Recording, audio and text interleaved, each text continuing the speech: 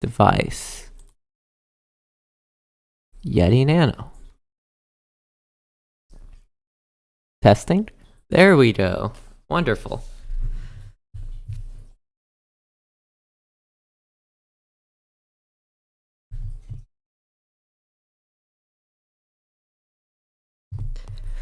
All right. So I've got two tier list things here. We've got areas and bosses. I wanted to do NPCs too, but I couldn't find a good list or a good preset list for it. So unfortunately, I won't be doing the NPCs. Areas or bosses? Which one do we want to start with? Let's start with areas. And I guess I'm gonna go in order, and it's gonna be we'll just see how it goes. So I might move stuff around later at the end. So Anor Londo, where do we want to put this? This is a good area. I like this area a lot. The architecture is pretty. It's got some really tough enemies and really tough platforming sections. And I want to say platforming. It's got some tough terrain. I'm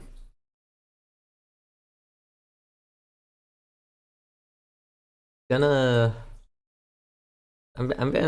leave it in A tier for now. And then we'll revisit the list at the end and see how it happens. Painted World of Ariamis.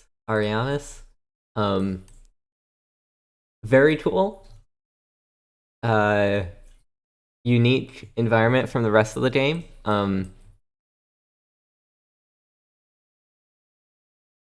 It's got very good soul farming places. It's got a nice environment. I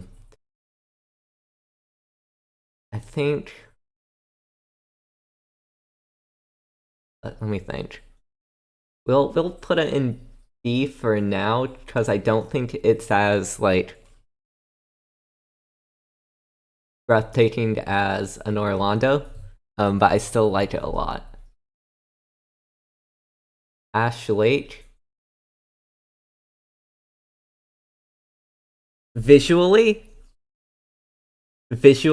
it's S tier, but in terms of gameplay and what's there, it's like C tier.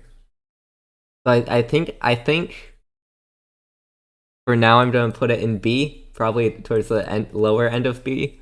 I guess if I do a aesthetic versus a gameplay tier list, it would be completely different. Blighttown, okay.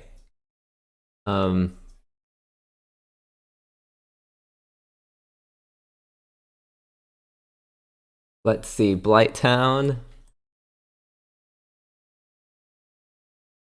This one's rough. I had the most problems with weird terrain issues and weird camera issues in Blighttown. But the level design itself is pretty cool. I'm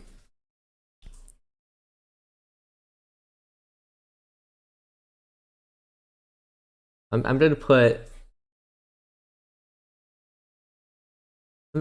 it also in B tier. Below Ash Lake for gameplay reasons, and below Ash Lake visually. Well, I think it's better than Ash Lake gameplay-wise, because Ash Lake doesn't really have much. I guess it does have a really cool Hydra chase section, but there's not too much there, and it's really annoyingly long to run out of. Yeah, we're gonna leave this order here though, because I think the camera in Blighttown hurts it more. Chasm of the Abyss. I didn't spend too much time here. I just ran back and forth here when fighting Manus. It's a good humanity farming area, I think. But I didn't do much humanity farming here.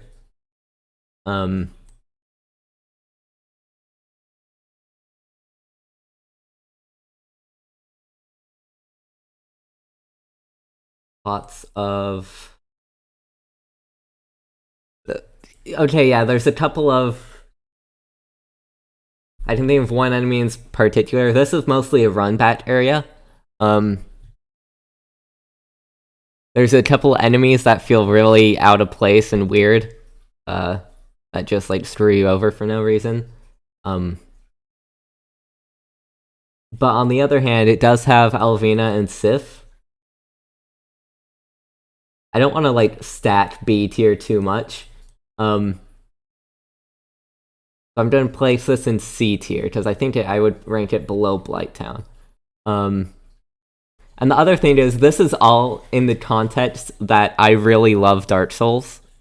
Like, even if I put something in D tier, that doesn't mean I hate the area. I just mean I think it's one of the worst areas in the game, but not that I think it's a really bad area or something, necessarily. Darkroot Basin. There's not much here, is there? There's like one. There's the lake. There's the Hydra. There's the shortcut through with Havel. I don't know where to place this. I'm actually going to place it in low A tier.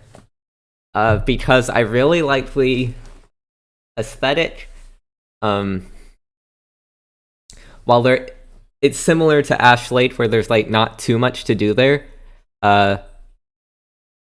What's there is still interesting.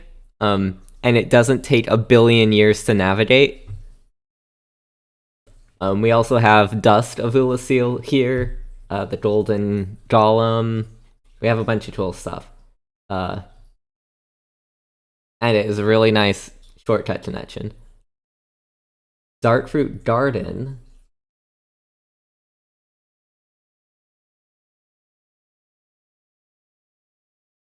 This area is huge.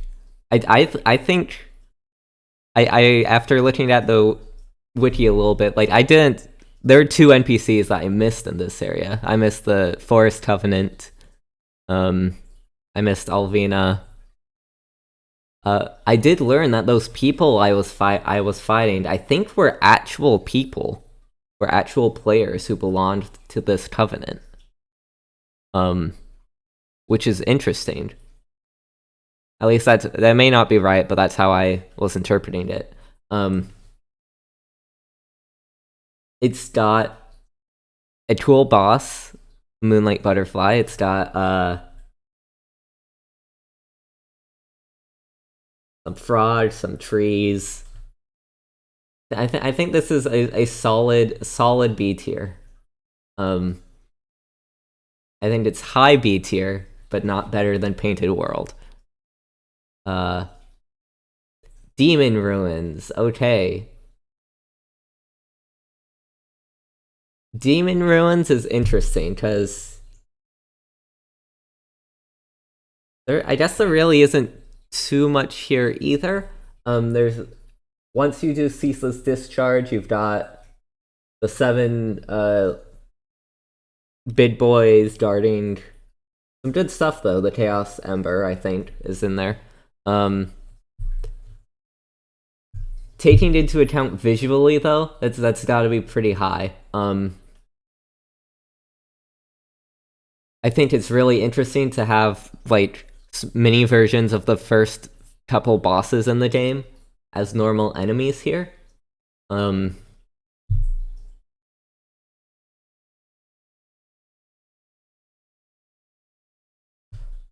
Let's see. What else do I want to say about Demon Ruins? The centipedes are kind of annoying, though, breaking your armor. I think that's a weird mechanic to have in the game. But on the other hand, you're never forced to fight any centipedes. So I can't give it too many low marks for that. Plus, it's cool visually. Seems to be more of like a in-between area for the ruins. From the ruins to Islith and all that. Depths. Depths is a fine area. The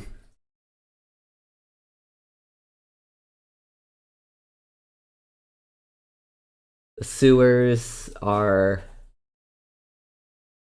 not as much of a maze as they could have been. It was a fun introduction to Curse. I say fun, but it was an introduction to Curse. Oh, sorry, Andromeda. Hi. Welcome to my desk. Just passing through. Okay. Where am I gonna put depths? Had a giant rats, also good for farming. Slimes. I think this is a fun area filled with like some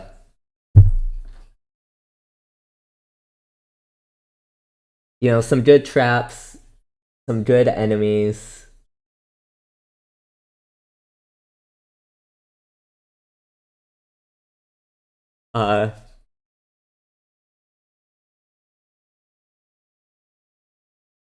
It's not as it can't be as good as the painted world. I like the painted world.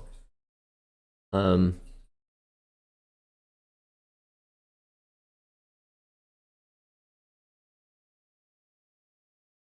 think it goes here. I think it goes in between Ashlake and Blighttown.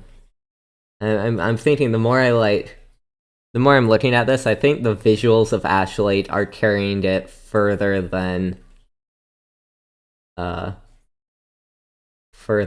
I'm expecting. I'm gonna do a little bit of shuffling. I'm gonna keep the order, but just switch things around a little bit to get a better distribution. So top of A tier moved up to S. I think that's fair.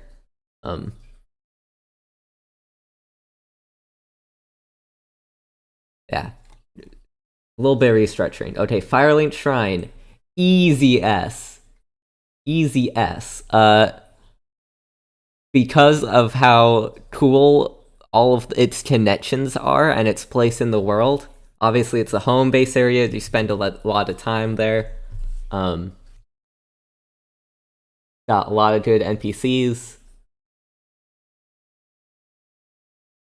I think it's an easy S. But since there's not too much going on gameplay-wise, the Firelink Shrine is important for its like connections and its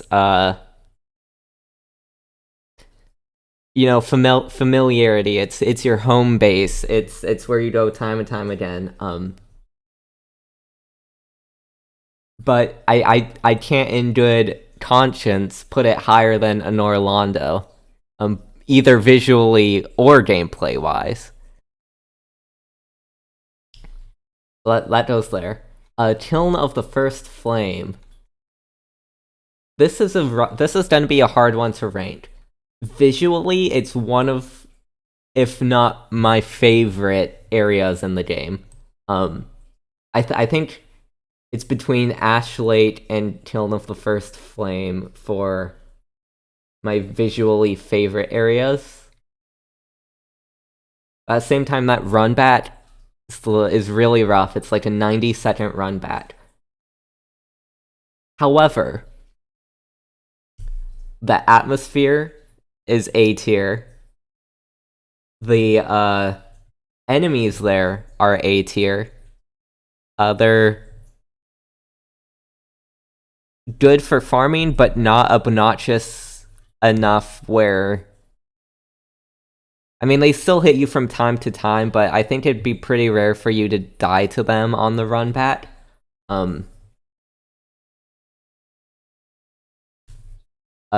fight with Gwyn is amazing. The music in the fight with Gwyn is amazing.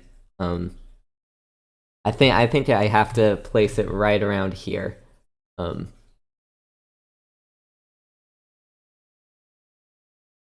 think this is a good spot for it. Lost Izalith, I think, is an A tier area. It has, at least considering the playthrough I was doing for, it had a lot of good drops and stuff to be found there. It had Bed of Chaos, which I thought was a really interesting fight. I also love the roots, the tree roots growing through the area. That's very cool visually. I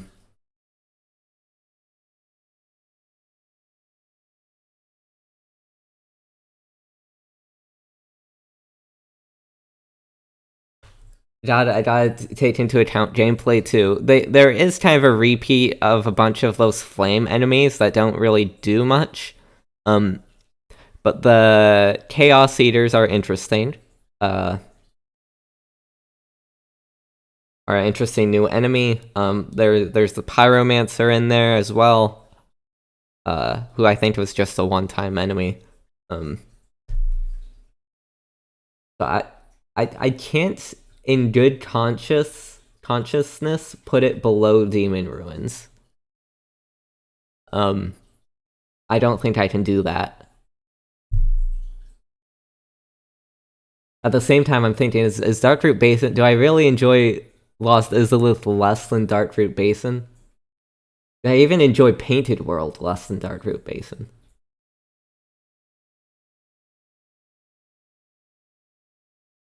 I'll do a revisit at the end. Don't worry. I think I'm gonna have to move things around a bit. New Londo Ruins. Probably a B tier area.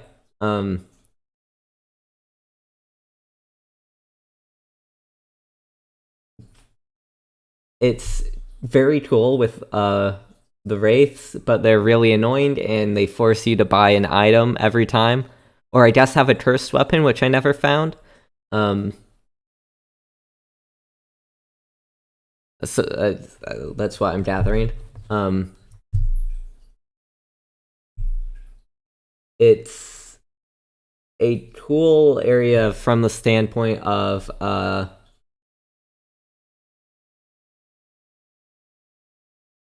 you know, it's flooded and you have to open the door and drain out the area, and then I guess, okay, the Abyss isn't included in this list, so I guess I have to include the Abyss in here. So that this plus the Abyss, I'd probably put maybe even in front of Darkroot.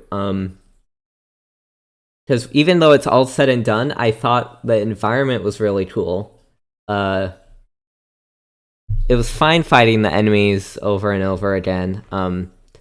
It has a good shortcut that prevents you from needing to do too much with the curse once you get far enough.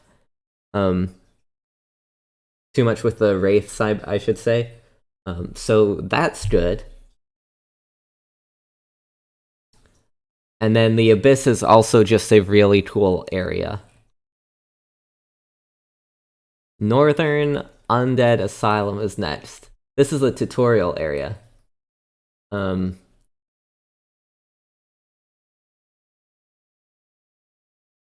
I think it's gotta be A tier.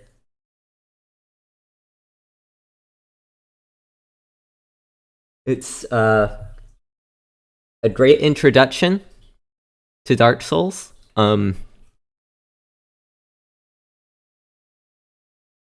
And it's really interesting to come back to to figure out that you can come back to later in the game. I don't think I really have anything negative to say about Northern Undead Asylum, so I think it just goes here. That being said, I don't think anything either visually, like Painted World or Kiln, really sets it apart. It is unique from the rest of the game, but it's nothing like jaw dropping. Then gameplay wise, it's fine, but I still think the level design of these others is higher. Lucille Sanctuary.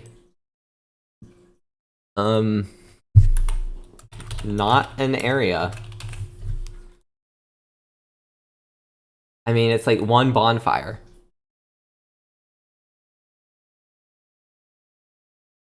Right?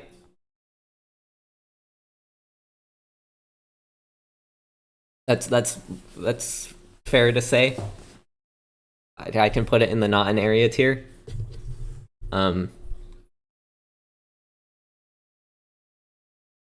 Township, I think, was kinda long and kinda had too many repetitive enemies and repetitive challenges. So it's got very good shortcut design though.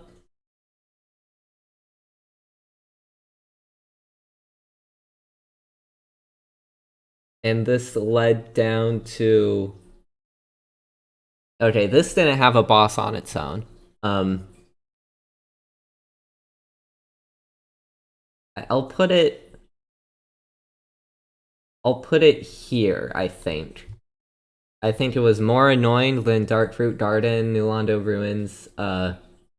Even though I think it was less annoying than Depth, it's about as annoying as Blighttown, and the shortcut design in Lucille elevates it above these two. That's my opinion.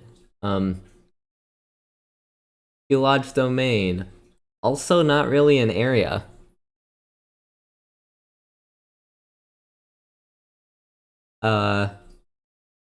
It's one little spider nest with Hulad in it.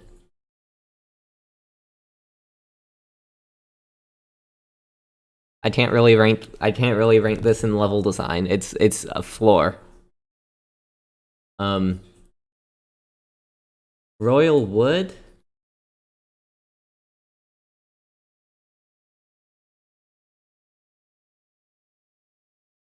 I think from my experience it was... I got to Royal Wood at I guess pretty much endgame, but even still I felt a little outclassed by some of the enemies, and there are so many of it felt like they kind of just plopped down a bunch of the guys with tridents. Or I guess they're clippers. They're clipping trees. It felt like they just kind of spammed a bunch of those in certain areas. So I think it wasn't too interesting. It was very pretty, but it's got holes in the floor too, so that was rough to deal with.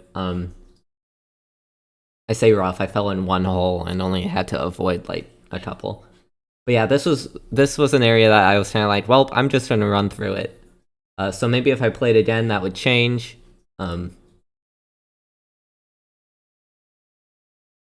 Yeah. All right. Maybe thinking, dang, been really stingy. Not anymore. Sen's Fortress is S tier. This was so much fun. The traps are really cool. There's so many ways to go. The only reason... Again, I can't put anything... I feel like Firelink Shrine is S tier but it has to be the bottom of S tier. Like, I can't in good conscience put an actual level below Firelink in S tier. But, Sens, I think, suffers from a little bit too many paths, and, like, it all branches out in very weird directions, and it's hard to pick a direction and commit there. I read, actually, that this is where you find Big Hat Loden. I got the cage key, I got the item from a cage, and didn't save Big Hat Loden because I never saw him. So that's a real shame. Yeah, this introduces you to mimics. It's got a lot of cool traps, which I liked because I'm pretty good at spotting them. I only got tricked by 2 traps. One, a pressure plate I missed, and the elevator that goes up into spikes, which is a really clever trap, because you expect the elevator to just go down and then back up, right? But no, when you stand on it, it goes up and then down a little bit. That being said, I think visually, the interior, exterior, it looks great. Interior, I can't compare it to Anor Londo. Anor Londo is just beautiful. But still, I think an S tier area. The catacombs. I like the catacombs, actually.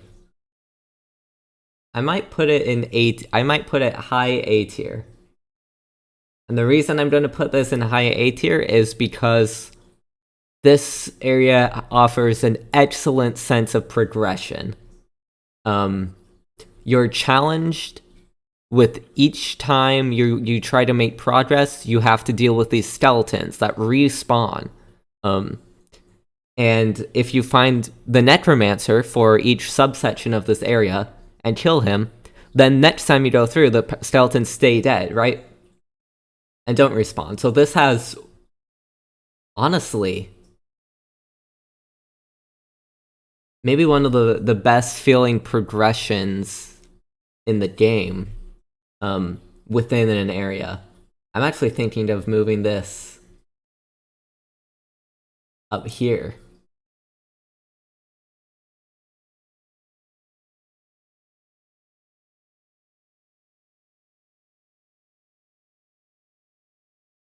It's got excellent shortcuts, interesting design, varied design. You know, you've got the waterfall, you've got the catacomb interiors, you've got the bottom of the area with the skeleton wheels, and it's all dark. You've got enemies that are interesting to fight. You've got enemies you have to run away from, the exploding skulls. All that plus a great sense of progression. The only thing holding, well, is this my favorite area in the game? The more I'm talking about it, the more I'm trying to think about it. I'm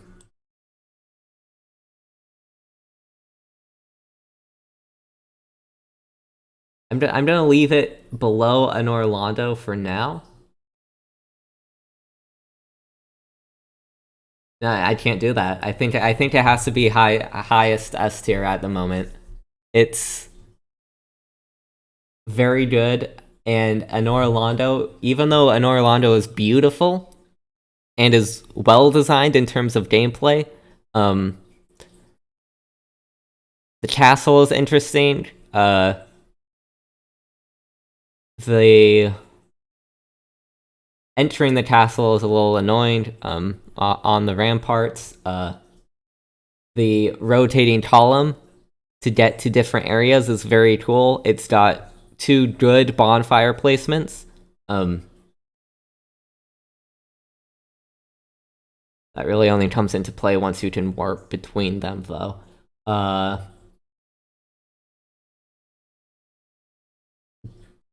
But yeah, I feel like the sense of progression in this area is not as good as the Catatombs. So I think Catatombs have to be S tier. That being said, the Duke's Archives, I think, also are S tier from a visual and level design standpoint. And I think they also have to be above Anor Londo. Interesting enemies. Interesting, challenging enemies. Duke's Archives has a great storyline to it. You enter, confront Seath, lose, and instead of respawning, he traps you in a cell in a different part of his archive. And so then you have to, figure out how to escape and then confront him for real. So very interesting area. Yeah. Very impressive visually. And I think also has a level design led up on Anor Londo. That being said, I think what keeps it from passing the Catatombs, I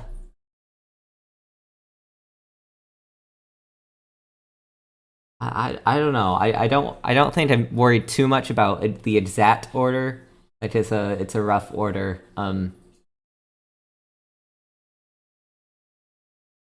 I think I'll still leave it below the Catatombs, but I could see these two switching around.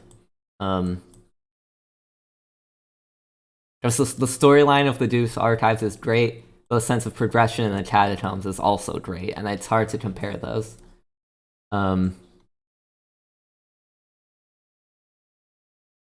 Great Hollow. Another really interesting area where you're this kind of descending downwards and having to deal with being cursed and mushrooms and all that. The lizards are interesting. I think it's an A tier area. Actually, while I'm here, Darkroot Basin. I think I was just biased against Darkroot Basin. I'm gonna have to put it back. Well, I like it visually. At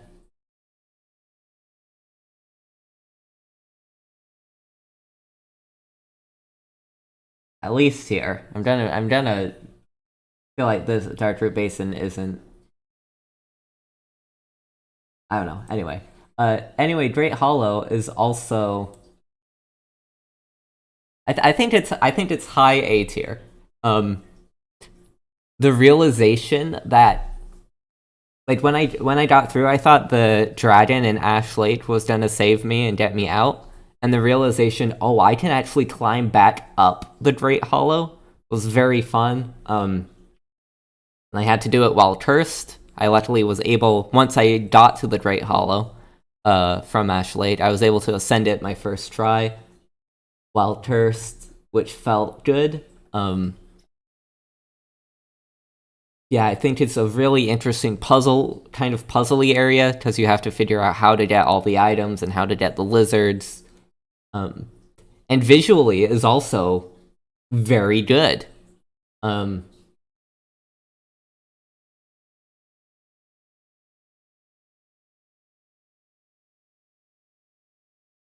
That being said, there's really only one gameplay style in the Great Hollow, and that's figure out where to drop down and drop down. That's why I don't think I can put it in S tier yet.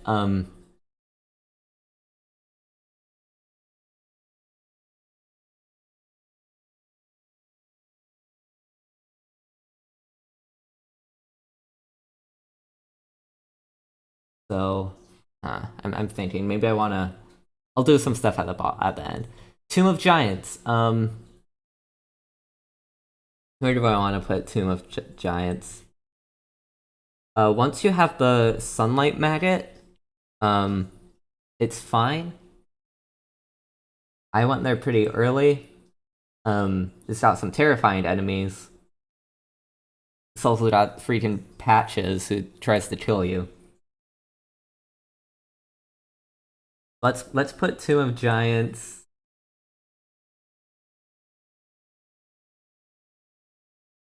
Where do I put this?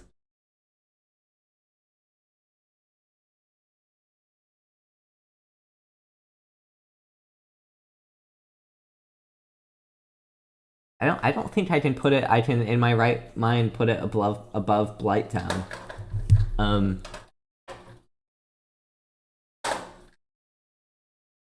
Andromeda, what are you doing, baby? Hi. Hey, sweetheart. Aw. What is it, baby girl? I don't think I can put it above Blighttown in terms of just, like, level layout. I think it's kind of a pretty standard level. The majority of its interest is coming from the darkness. Which is fine to deal with when you have the light, but I can't give it too much credit for that alone, right?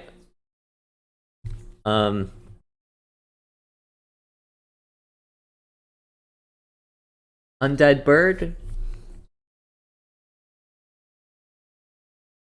I think is a great starting introduction point.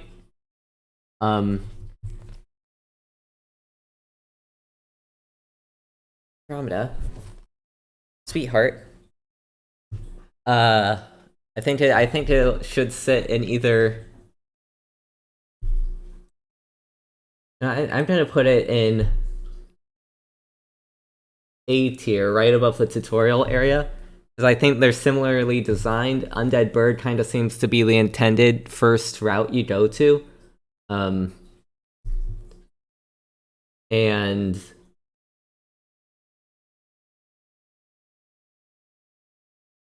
yeah, it's just a kind of solid, straightforward area. It's more interesting than the tutorial area because there's kind of more branching paths, more secrets to discover. So I'm going to put that there. Undead Parish. I think it's... See, Undead Parish is really standard. It's good from a visual standpoint, but not like striking. And the only thing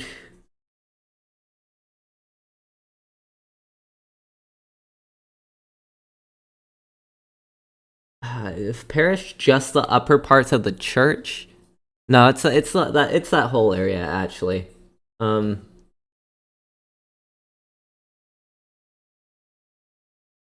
What do I want to say about Undead Parish?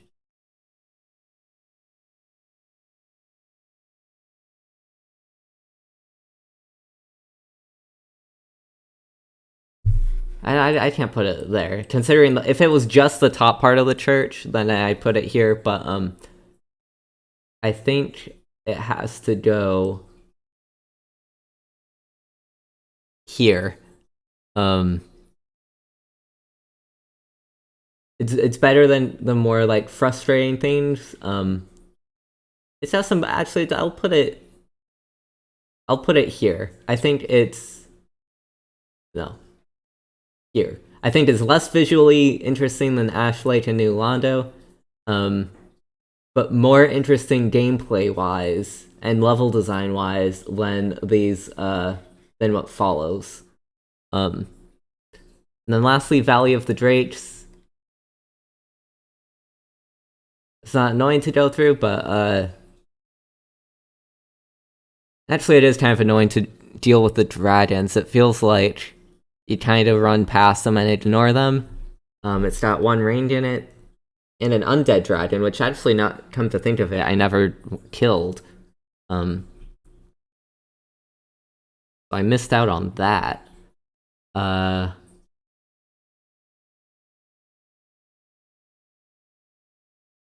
Again, interesting, but nothing too special gameplay wise. You just run around,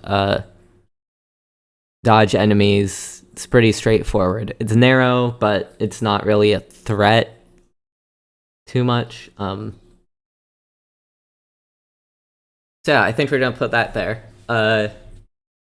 Is there anything I want to change or shift around? Yeah, let's add a row above.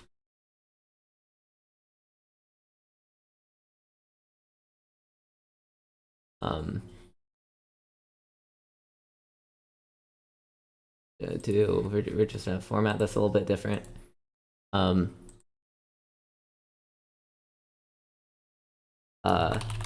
Firelink Shrine. That's what I think. I think we have to do this.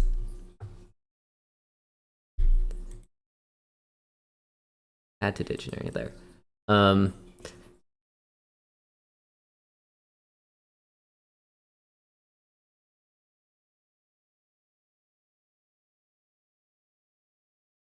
Yeah, new Londo being below tutorial doesn't sit right with me.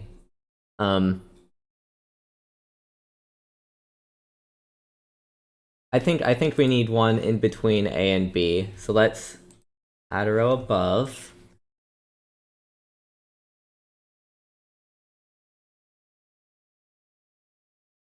And let's call it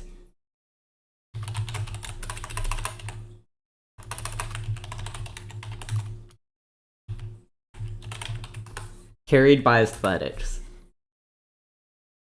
And we're actually gonna do this, this, this, and this, I think. And then we'll move these two to B.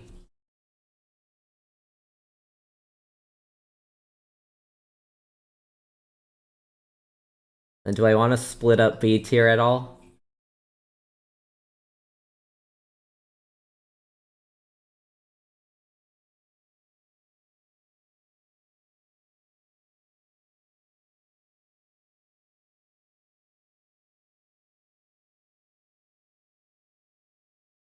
I think we have to rename C tier to just run through it, lol. Yeah.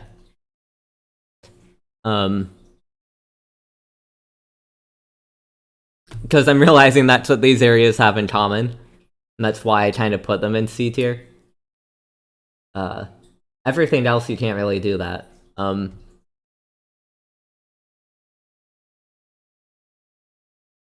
Yeah, I think this is our good. Our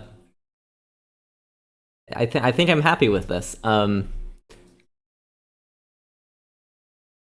think we have a good area thing here. Great. Download image. This image, oh god, I can make a higher quality image than that. Yeah, I'll do that later. But now, we're moving on to bosses. Dark Souls bosses. We've got all these bosses here. First off, the bat, we're gonna add a row below it. We're gonna make it blue. I'm gonna say we're gonna call call this tier didn't fight the pretty lady. And we're gonna put Priscilla in here.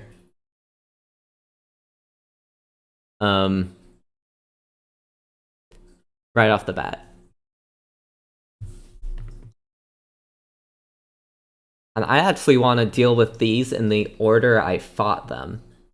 So, first off, where is the Taurus Demon? Taurus Demon. A-tier fight. Easy A-tier fight. Teaches you the basics. Forces you to get good at the game. Forces you to understand rolling timings. But isn't overwhelming in your face. Okay, here's the thing though. Do I take runbacks into account? I think even taking runbacks into account, Taurus Demon stays in A. Hey Zift, welcome. We just finished up the area tier list and are moving on to the boss tier list. Once I finish this, I'll go over both of them again. So you know, if you missed the first one.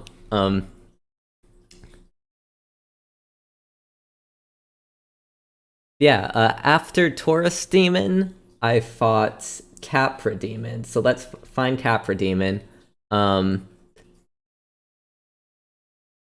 Capri Demon. Was not a fan of Capri Demon when I fought him. I think I'm still not a fan.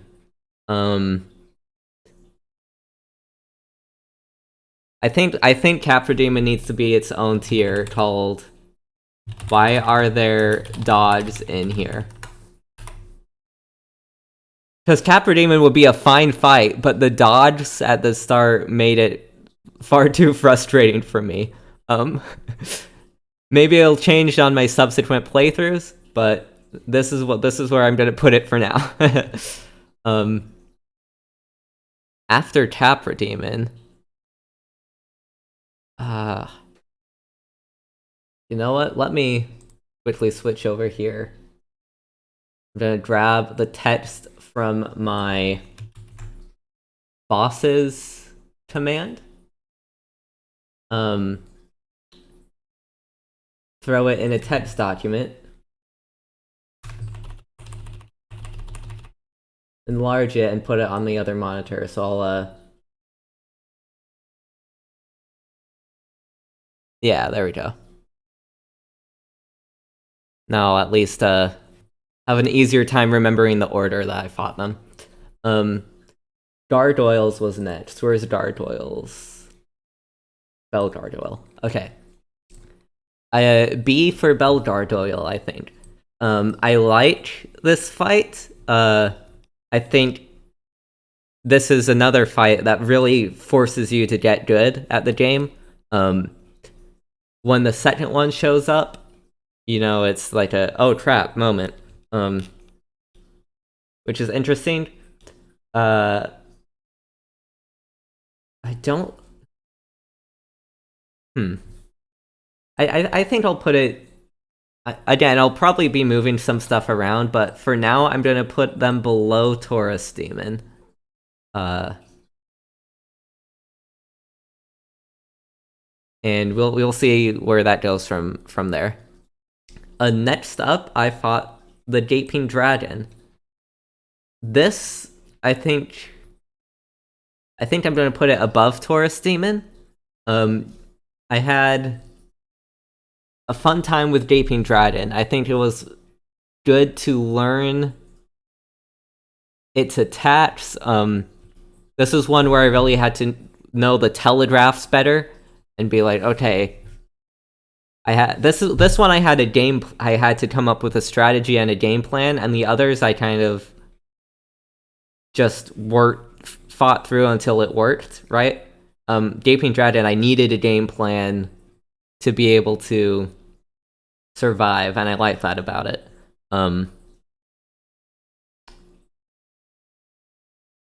Next up, I fought Hulad. Where's Hulad? Yeah. Ooh, I think Hulad is, again, even better. I like these kind of one-on-one fights where it's you versus an opponent and you have to dodge, block, strafe, punish, all this stuff. And Hulad was a very good example of that. Good mix of having to stay away from her because of the lava and get up close to attack. This was a fun fight that combined interesting boss fight gameplay with actual arena challenges, like terrain challenges with the lava, that were dynamic and gave a unique kind of terrain challenge each time you fought her. as opposed to Capri Demon Terrain Challenge, which is bad camera and 2 dodge at the start.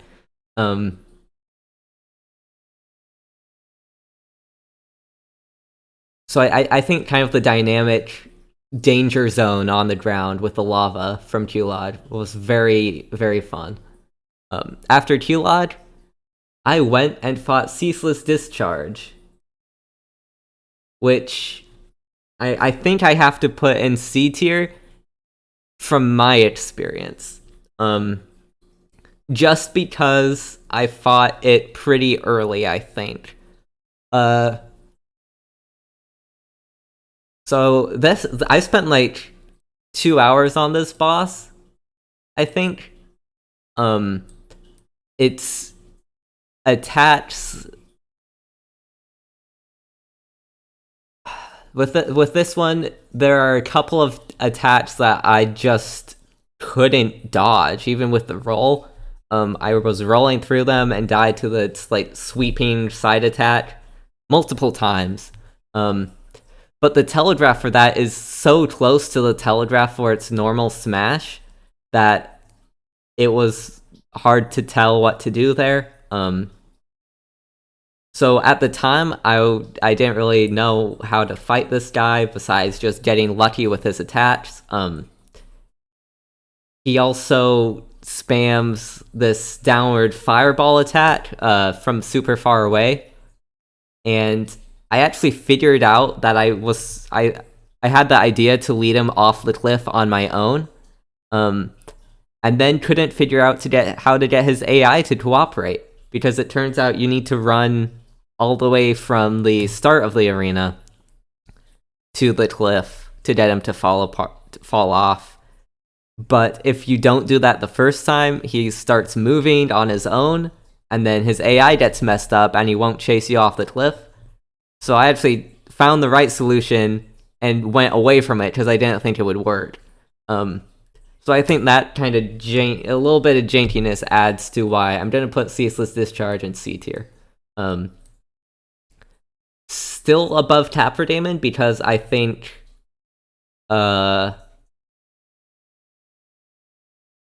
it's really cool that this is a fight where you are kind of intended to run away and trick it into killing itself off the cliff.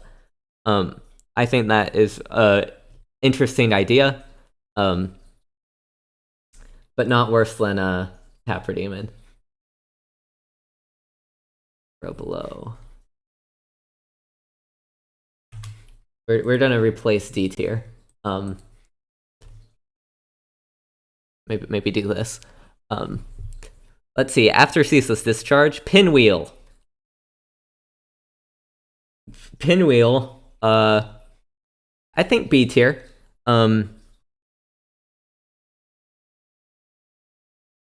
was able to beat Pinwheel on my first try, but I've also heard that's because he's the easiest boss. That being said, I think it's fine because his cloning mechanic, I guess their cloning mechanic, I think it's like 3 people or something. Their cloning mechanic could have been really annoying.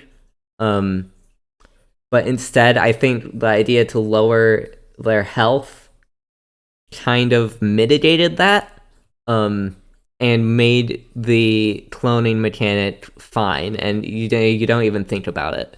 I mean, you have to, but it's not to the point where it's annoying to have to find the right clone and then deal like 3% damage and then go find the right clone again. I also liked Pinwheel because you had to deal with these fireballs from multiple directions, and you had to kind of be really aware of your surroundings and where the different clones were and what order they were going to shoot their fireballs in. I think that was interesting to think about. In that case, I think I'm actually gonna even put it above Bell Gargoyle.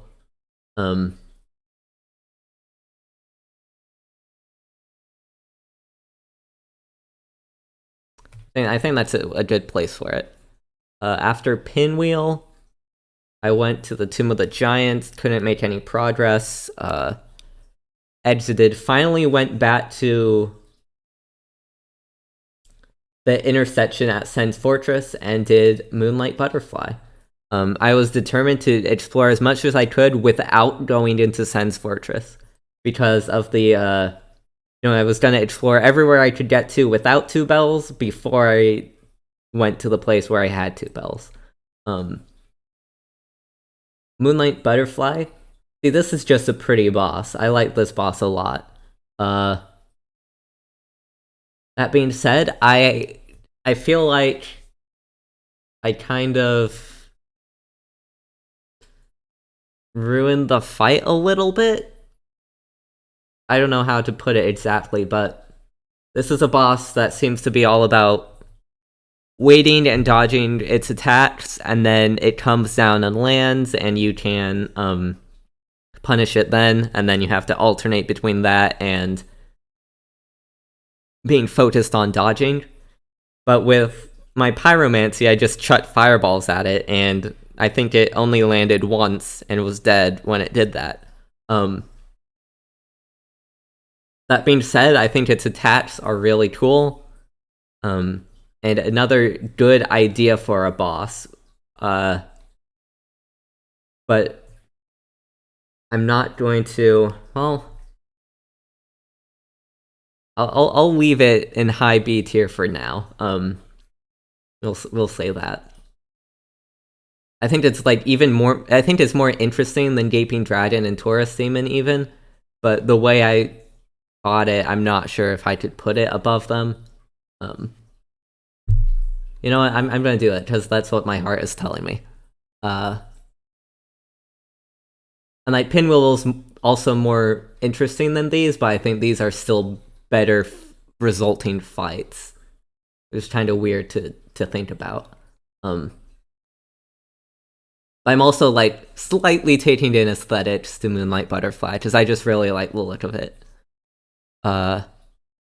Anyway, I finally kind of found myself forced to go through Sen's Fortress. So the next thing I fought was the Iron Golem. Yeah, here it is. Okay. Iron Golem is another fight I liked. The terrain was a real challenge. And was kind of hard to deal with.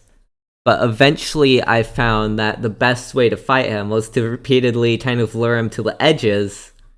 There's like a circular platform in the middle, and then long hallways on either side. So I led him through hallways and would run under his legs and attack him from behind, and kind of rinse and repeat that. So this is a similar level to Gaping Dragon, I think. And I'm gonna put it above it, because this is one where I was presented with a problem. I had to figure out a strategy that would let me live, and kind of repeat that in something that's not entirely obvious at first. But then as a result, when it starts working, it's like, oh, okay, this is good.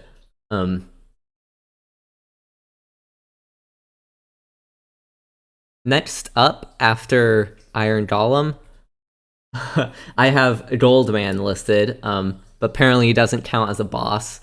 I'd put Goldman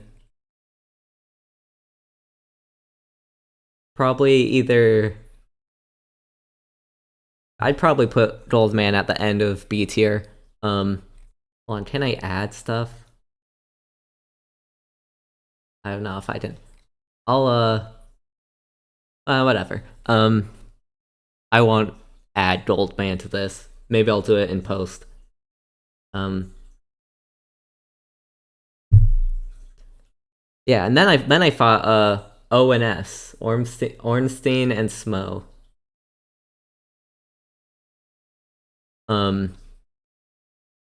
This one's really difficult for me. I think this is one of the best designed fights in the game. However, I think the camera really made me suffer during this. And I got really salty. I think this is the longest. This boss took me the longest to beat besides Ceaseless Discharge. I think this was about between an hour and a half to 2 hours on this.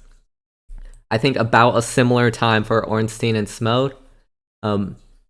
The run back is pretty annoying for this one. It's not too long, but it's very dangerous. I died on the run back a bunch.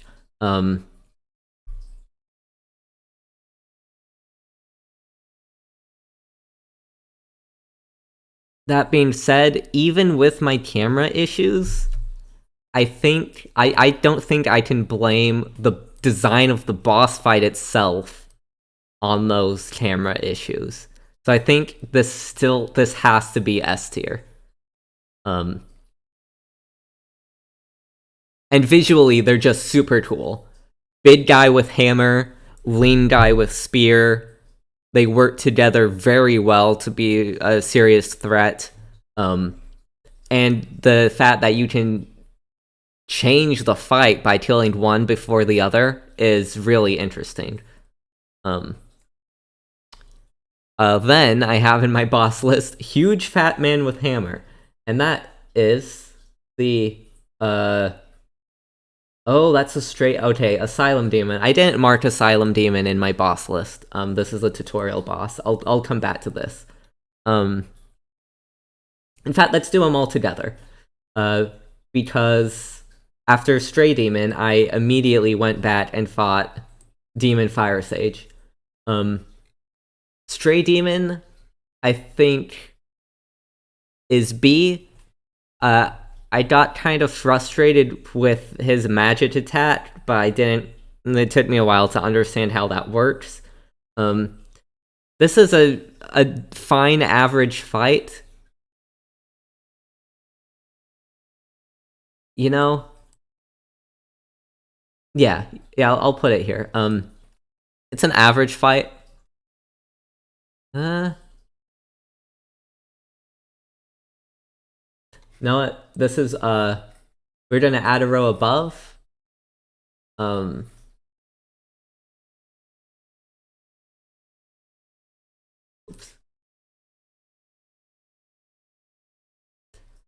Yeah. Let's do this.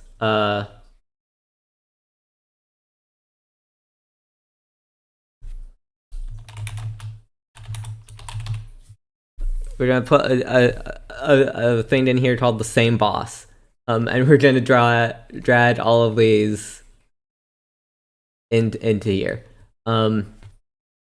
Within the same boss, Asylum Demon's obviously the least interesting, but that's because it's the first one.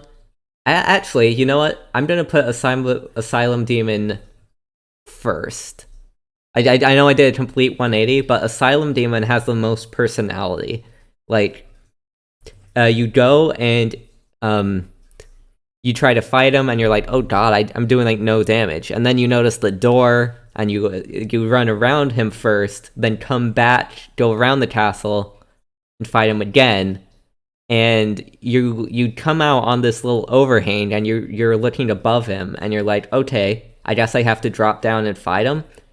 But if you just sit around for too long, he jumps up and and like smashes the overhang anyway, which is really funny.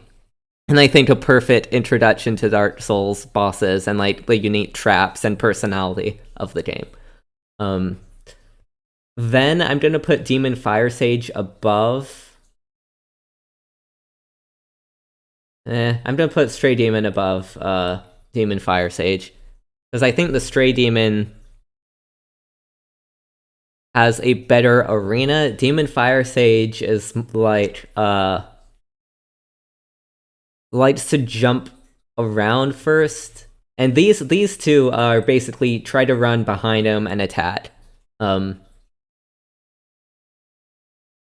I guess this is a fair order because it's like, oh, I have to fight him again, and then oh, I have to fight him again. And it was even worse for me because I did these at the same time. I did these back to back. I was investigating the painting after doing Ornstein and Smo. I was able to solve the puzzle of the painting, return to the tutorial area. I fought Stray Demon. I was like, okay, cool. And then I wanted to move on in the Demon Ruins, because after fighting Ceaseless Discharge, I got kind of blocked by the normal enemies there, and it was like, okay, whatever. I'll come back later. So I was like, okay, finally time to return there. And then what do I find but the exact same boss I just fought? Anyway, continuing through Demon Ruins, I then fought the Centipede Demon. Centipede Demon, I think... Let's do this. This makes me feel better. Putting these above the Asylum Demon. Hey, Mordrim Crow, thanks for the raid. We're currently ranking the Dark Souls bosses after we completed our first playthrough yesterday. I already ranked the areas, but I will towards the end of the stream I'll go back and review that as well. Caw, that's a great raid message. Dude, Pinwheel. Yeah, dude, Pinwheel, I died like 300 times on Pinwheel, man. Yeah, Pinwheel was funny. I got super scared of him, and then he ended up being really easy. Yeah, Centipede Demon I'm gonna put above Pinwheel. Do I want to put it above the Taurus Demon?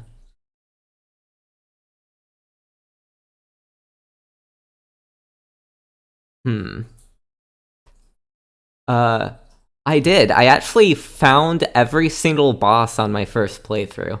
I didn't fight Priscilla because she was non-hostile, and I was like, I'm not gonna instigate a fight here. But I did Artorias and Manus and the Dragon and Sanctuary Guardian as well.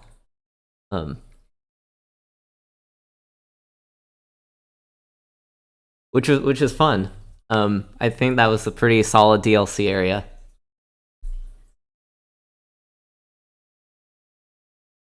All right. I think I'm gonna put Centipede Demon here because of the arena being made out of lava is really interesting to me. And I liked that you had to first kind of struggle with him and then realize, okay, if you get him low enough, I got this range that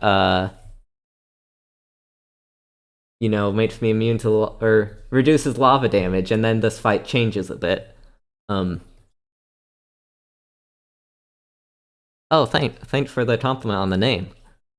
The name I've had for almost my entire online presence. So I'm quite attached to it as well. Let's see. After Centipede Demon, right, I found after Centipede Demon, I found the shortcut to Lost Izalith, went in there, killed the Sunlight Maggot, and then went back to Tomb of the Giants and fought Nito. And Nito, better than Ceaseless Discharge. I got really annoyed with him constantly spawning skeletons, and basically to beat him, I just put on armor and just wailed on him and ignored the skeletons and ignored his attacks and just tried to beat him quickly, which is fine, but I don't think it's very interesting the way I had to beat him. So I'm gonna put him here for now. And after Nito, I went and did, what's this list? Right, the Bed of Chaos.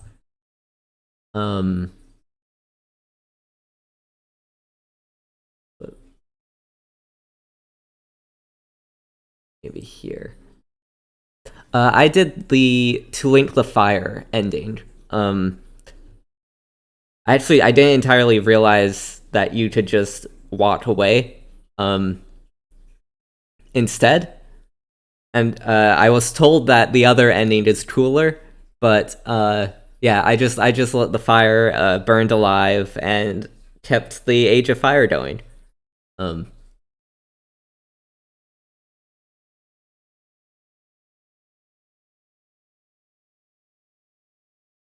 I haven't seen the other ending yet. I don't know what happens, but I do know that it exists. All right, Bed of Chaos. My bed.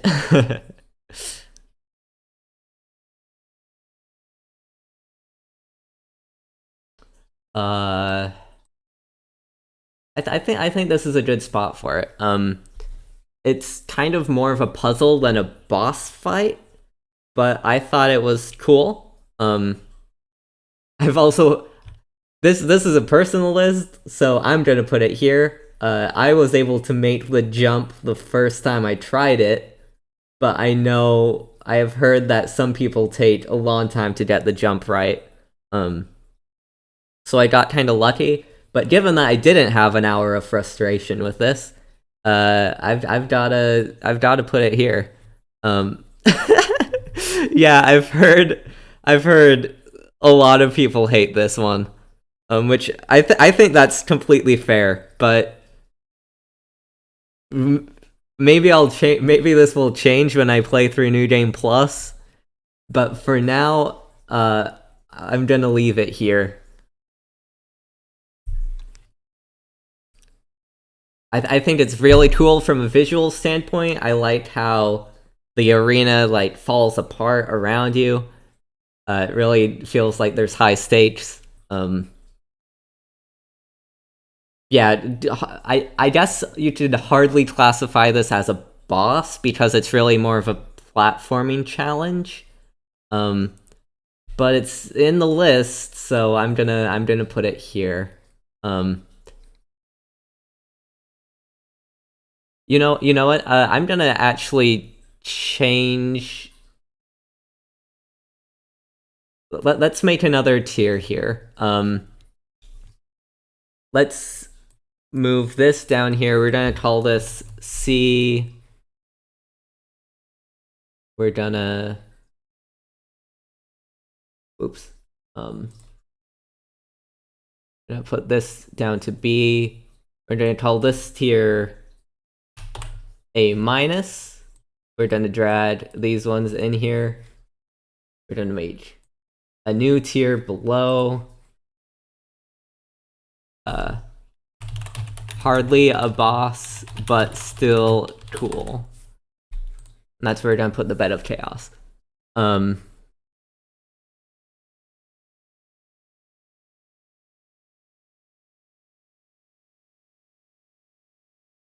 Yeah, I think that's fair. Because you can hardly call it a boss. Yeah, I totally understand why this would be super hated. So I can't blame it too bad. Let's see.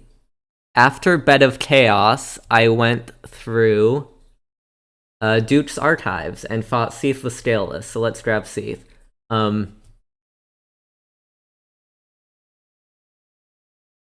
feel like Ceath has got to be up here. He is really an interesting one. I liked the different crystal attacks that you had to dodge in like different ranges. Like there's like a center one, a close range, a long range. So I do like that this boss is a lot of telegraphing AoE effects and trying to figure out where to dodge it. I think this is a good spot for it. I feel like despite that, with enough curse resistance and armor, I was able to just kind of tank a few of the AoE effects. And so I didn't need to put as much thought into developing a strategy for it as I did like Iron Golem or Hulad. So I think this is still a good place for him. I think he's about on the same level as these guys, but I can't, in good faith, put him below Bed of Chaos. I couldn't do that. Then, when we were in Anor Londo, I went down and refought the Dark Sun Gwendolyn. I had tried to fight him earlier, but I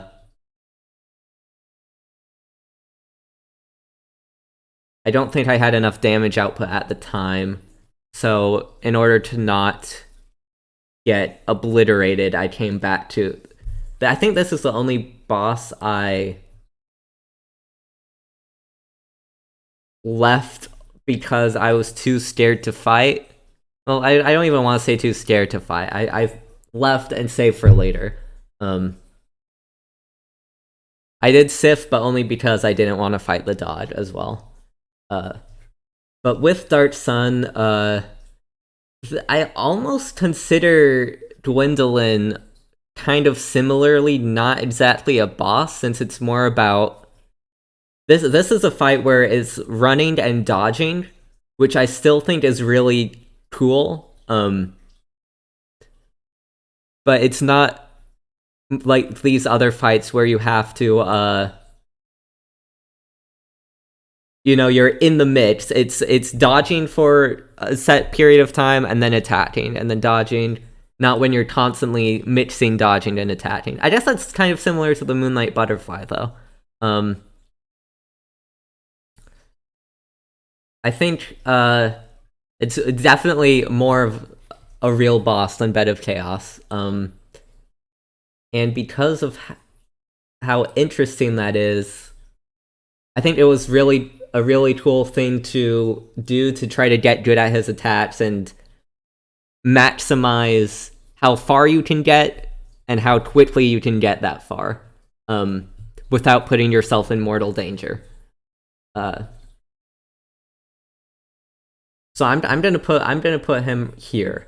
A cooler concept than Ceaseless and some of these other guys. But he's not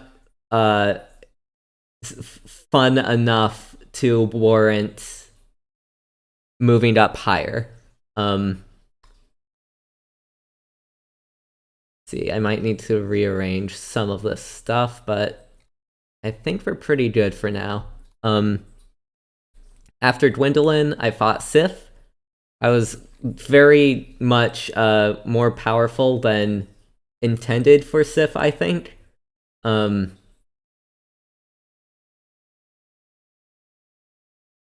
So it was pretty easy. I also think I was able to kill him my first try after revisiting him. So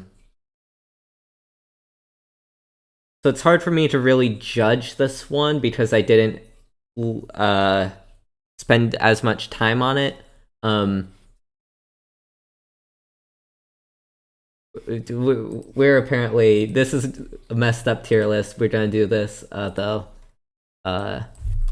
Good boy. I think... I'm also judging some of these based on, like, aesthetics are factoring in. So he's a good boy. He goes here. A decent fight plus, fantastic design and aesthetic. So I think this is a good place for Sif. You're like, wow, there's only one thing in S tier for now. Nope, because Sanctuary Guardian is an S tier fight. Whoops, I dropped him. I don't think... I think Ornstein and Smo are better designed from a boss perspective, but in terms of when I was actually playing, the camera, I was not used to the camera of 3D games, really, so I feel like I was screwed over more with targeting and stuff for this boss. So in terms of my experience, I had more fun with Sanctuary Guardian. I really liked how fast-paced this was. Sanctuary Guardian is menacing, but doesn't get obnoxiously up in your face too often. A good mix of range dodging and up-close dodging where you can punish. And is a quick-paced fight. This is a really, really strong fight. Similarly, I was like, dang, Sanctuary Guardian might be my favorite fight in the game. And then I found Artorias, who was even better. Artorias was so fun. This is one of the bosses where I felt like I had to really learn everything about him, or as much as I could. Great telegraphs, interesting fighting, and again, this is kind of the same style of fight that I like, where it's kind of, you know, one-on-one interaction fighting. I'm looking at this. I might switch these around a bit later, but Artorias is easily above Sanctuary Guardian, at least. I liked I think when he would periodically try to like power up using the Abyss, and I think it was fun. It was interesting to try and like stay at range, but then also go in and punish if you could. When he tried to power up, and if you didn't do it fast enough, there's that explosion AOE. Overall, just a good, solid, similar scale swordplay fight, which was great. After this, I tried to fight.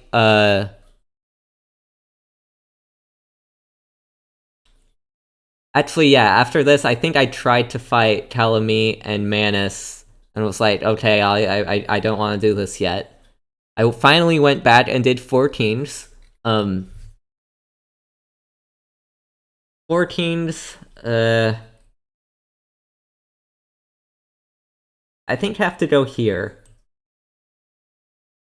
Maybe here. I didn't really get 14s. I think there were always 2 of them on screen. This is another one that I was able to do my first try, with a lot of healing. I'm not sure exactly all of their mechanics, so I feel like I'm maybe not a great... I'm not at a great place to rank the 14s yet. For now, I'm going to put them here, kind of try to dodge as much as you can tank some stuff, and then just wail on them to win. I think this is a good place for 14s. Then I went back and fought Manus. Manus... I got salty at Manus, but I think he's a good fight. This was another one where I really had to learn his attacks. It made me rethink my build. I decided to go for more of an armored build than I was used to try and live through more attacks. However, this guy has a massive, like, 5-hit combo if he lands one. And it, like... I think that was frustrating me a bit, because I couldn't get out of the way in time.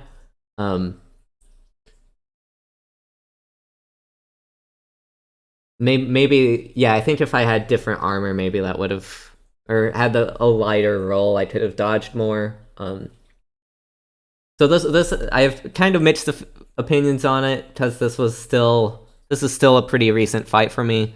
But I think this is a good place for him. He's very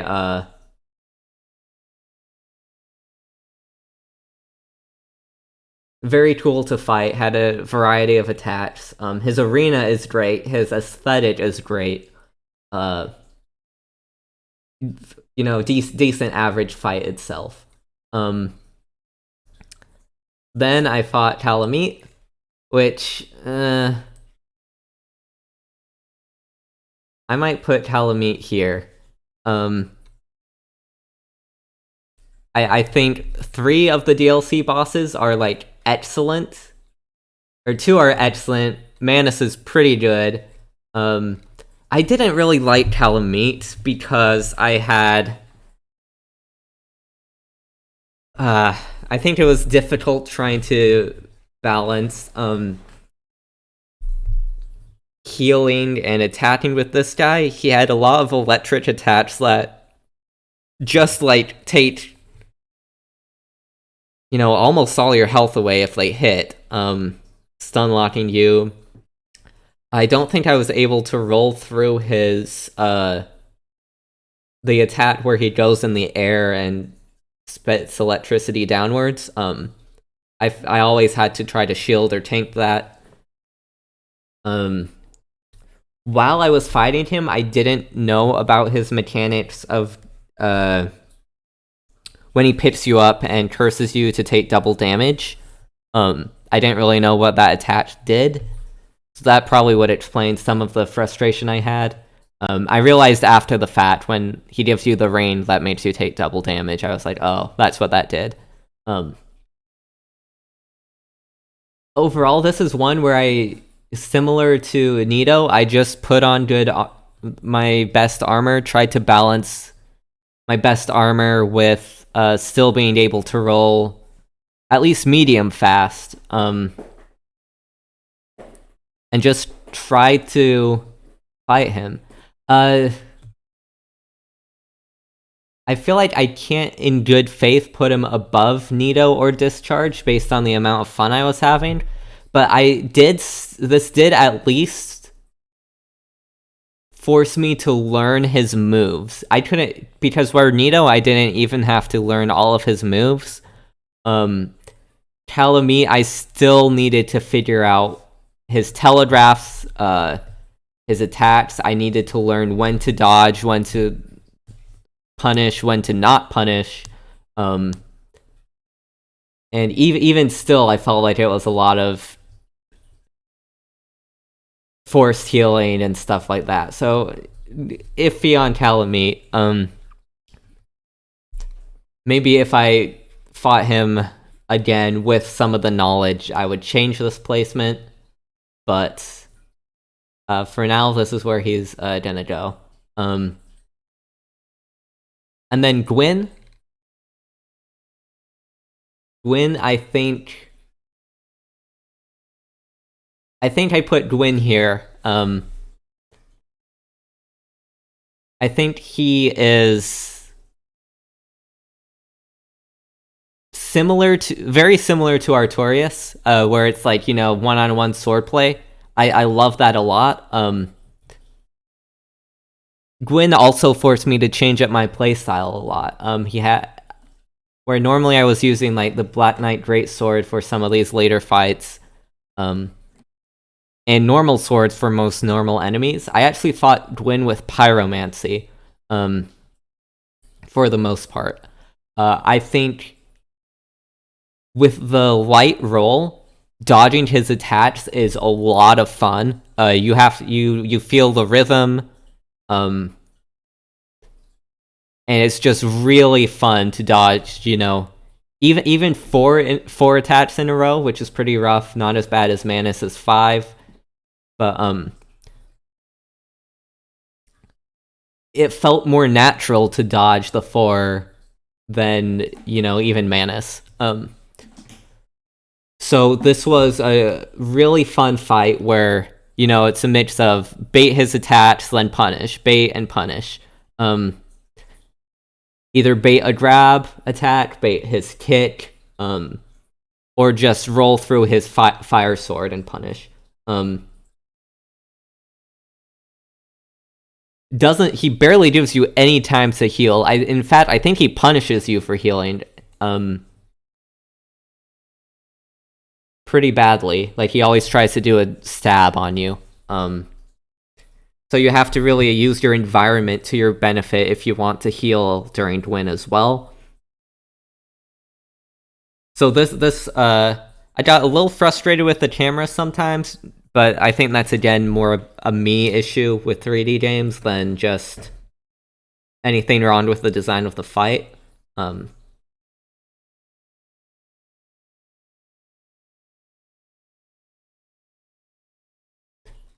think we're at a pretty good part here. In fact, I'm going to switch these because I am saying aesthetics and design are a big factor as well. So I am going to move Ornstein and Smo above Sanctuary Guardian.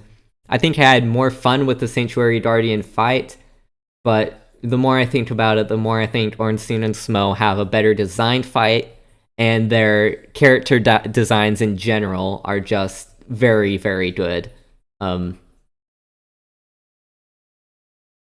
Let's see, I think this is a solid pick here. I'm gonna move actually Sif above Bed of Chaos here. Yeah, so we've got Nestir, Artorias, Gwyn, Ornstein and Smo, and Sanctuary Guardian. A-tier, Hulad, Moonlight Butterfly, Iron Golem, Manus, Gwendolyn, and Seath. Then Sif is in good boy tier. Hardly a boss, but still cool. That's Bed of Chaos. A-, we've got Gaping Dragon, Centipede Demon, and Taurus Demon. I still think this is a good order for these. B, we have Pinwheel, Bell Gargoyle, and Four Kings. All these demons, they're just the same boss. Nido, Ceaseless Discharge, and Black Dragon Calamite are, I had some issues with. And then, Capri Demon, why are there dodges? This would be, this fight would be an A-tier fight if there weren't those two dodges there. In his arena. And then, yeah, I didn't fight the Pretty Lady. Yeah, so that's my boss tier list. I'm probably gonna wrap up stream, so let's go over the area tier list once again. In S tier, I put Catacombs, Archives, Anor Londo, and Sen's Fortress. These are areas I had a ton of fun in. Even if there was some frustration, in hindsight, the frustration is only bad if you don't ever get release from it. And getting the bonfire in Sen's Fortress felt really good. Like, overcoming something, the positive feeling of overcoming something has the possibility to outweigh frustration. So, but real quick, that's why I got really frustrated on Manus, I got really frustrated on Ornstein and Smo, and really frustrated on, Discharge and Nido. But the difference is, when I finally beat Discharge and Nido, I was like, oh, I just have to put on armor and tank, or, oh, I had the right idea, but his AI was messed up, and I couldn't get him to follow me. So that felt like, I'm glad it's over with, but I don't feel, super amazing about it. But beating Ornstein and Smo finally, I felt like I earned that goddamn victory. That was... Some of these ones at the top felt very good to beat. And then some of these other ones I didn't spend too long on. Like Artorias was maybe, I don't know, under 10 times. Gwyn, I think, took 20 tries. Sanctuary Guardian, like 5 or 6. I think I even beat Hulad on my second try. Moonlight Butterfly was first try. But yeah, in terms of like the frustration, that's to give a little bit of an example of the differences in frustrating areas being in, you know, different tiers. Yeah. And then Firelink Shrine, I think, deserves to be in this place, but isn't really a level, so I put it in its own area here. Great Hollow, Lost Izalith, Darkroot Basin, Demon Ruins, I think are all fantastic for one reason or another. They're good aesthetically. They're decent areas.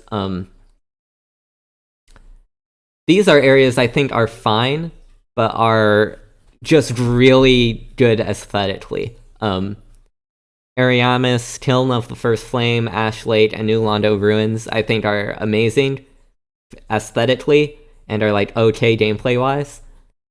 And by okay, this is still in Dark Souls standards, where the entire game is very good. So when I say okay gameplay wise, I mean like relative to the other areas, right? In gameplay and level design. And then here we've got areas where like, you know, fine visually, fine level design wise. And then towards the end, I think really starting with Lucille, and in fact, I'm gonna even do this, because while Depths was interesting, I never was like super frustrated with Depths. The same way I got frustrated with Lucille, Blighttown, and Tomb of the Giants. And then, yeah, these areas are just like, this is all, barely counts as an area, just run through the area to get to the next place, right? And then not an area, Lucille Sanctuary, this is one bonfire, I think, and Hulad's Domain. Also not an area, this is just Hulad boss arena, right? Actually, I guess the spider lady's in here, so she obviously she's an S tier character. Hulad's sister or whatever. So we'll do this. Yeah, these two don't really count as an area. So yeah, I think that is going to call it for my ranking stream. If I find a good character list, I'll do those as well, but there are a few on the site, but on the tier list site, but some of them have like I couldn't find a good one that had all of the Dark Souls 1 characters, but only the Dark Souls 1 characters. So we'll call it here. I didn't think it'd take an hour and a half to go through 2 tier lists, but I tried to explain my thoughts and also kind of overview on the game as well. Let's see, actually. I'm gonna turn off my display for just a second, while I look for someone to raid. Let's see, who is on at the moment? Let's see, who is... Oh, great, right. Almost had my audio go through twice right now. Is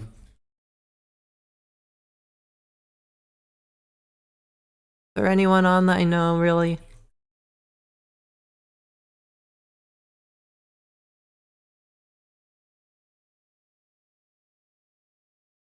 Oh, let's see. This is someone from the Spelunky community, actually. I play a lot of Spelunky. I know it's not Dark Souls, but we're going to go here anywhere. We're going to raid a tiny box. They're playing Spelunky 2. So let's go say hello. So thank you for watching. I hope you have a good day, night, morning, evening, whatever. And see you all later.